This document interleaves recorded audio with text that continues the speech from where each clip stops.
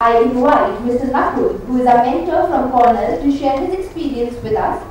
Nakul completed his schooling from Modern School, Barakamba Road, and is currently a sophomore studying operations, research, engineering at Cornell. Nakul had a 100% acceptance rate and got accepted to other schools such as University of Michigan, Ann Arbor, and Georgia Tech. In high school, Nakul was involved in a variety of activities such as tennis, national level, and did a lot of community service as well. As of now, he is doing very well at Cornell and is highly participative in campus activities. May I please request Nakul to share his enriching experience with us. Ladies and gentlemen, Nakul.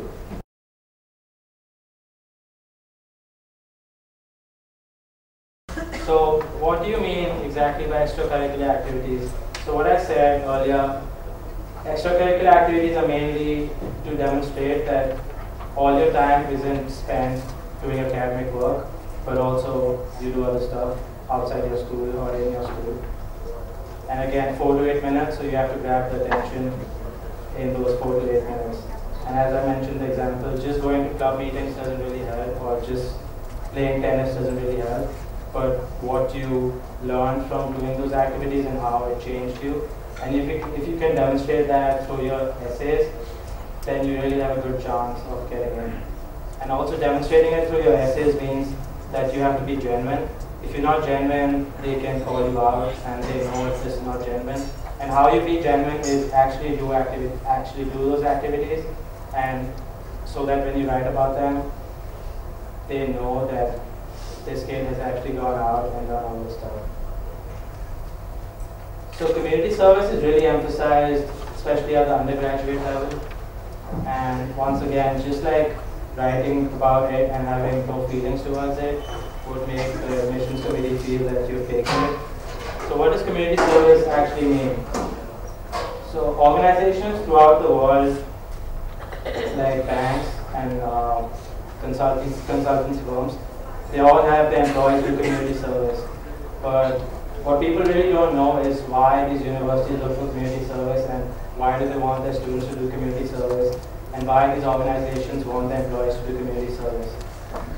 So if you do community service or if you go and work with some underprivileged people, you realize what real problems are.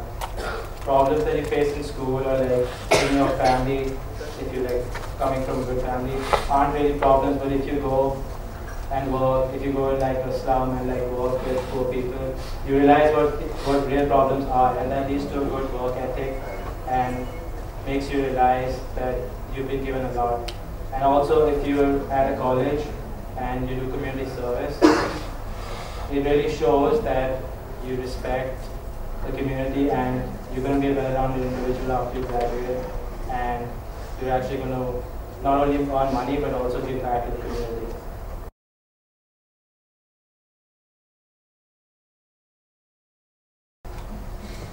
So what does it mean to be a well-rounded individual?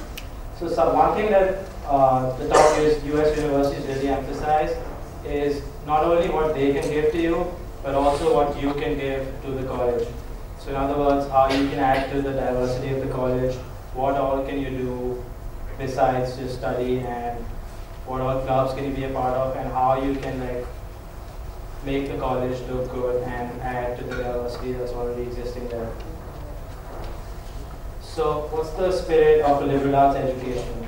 So at Cornell, I'm doing engineering, and we not only have to take courses for engineering, but we also have to take a whole bunch of liberal arts courses. So I took courses in psychology and history, and what that basically means is that you don't only study engineering courses, but you do other stuff that makes you learn so much, and you can explore more interests, and you can become a well-rounded individual. And basically it just like gives you another perspective that you would not get studying in India or most places outside India. So the most important part I would say about the applications is the essays. So like I mentioned earlier, if you're above the threshold for all your school marks, your school grades, and your SAT scores and your SAT2 scores, your essay is really the thing that gets you in. So how you can improve your essay. So the common application is the application most colleges use, and there are mainly two essays on the common app. The first one is what you can send to all colleges, and it's more or less a free write. They have like a range of topics, but the 10th topic is topic of your choice, so you can write on almost anything you want. So this essay has to be interesting and standing out of the pool. The other essay that you have to write is a supplement. The supplement can be specific to the major you're applying for. So as for me, it was engineering, so I described like this engineering project I did, and I knew like other kids would not have written about this project, and I feel that's what got me into Conclave. Another part is the letter of recommendations. So the main reason for the US colleges don't need you to like send certificates of the community service you did or like the achievements you have. But the letter of recommendations are mainly to second or to like make the college believe that you actually did. So these LORs are written by your school teachers and counselors. And most schools in India have an advantage, most students applying have an advantage because most school teachers don't really want you to write LORs for you, but you can write them on their behalf.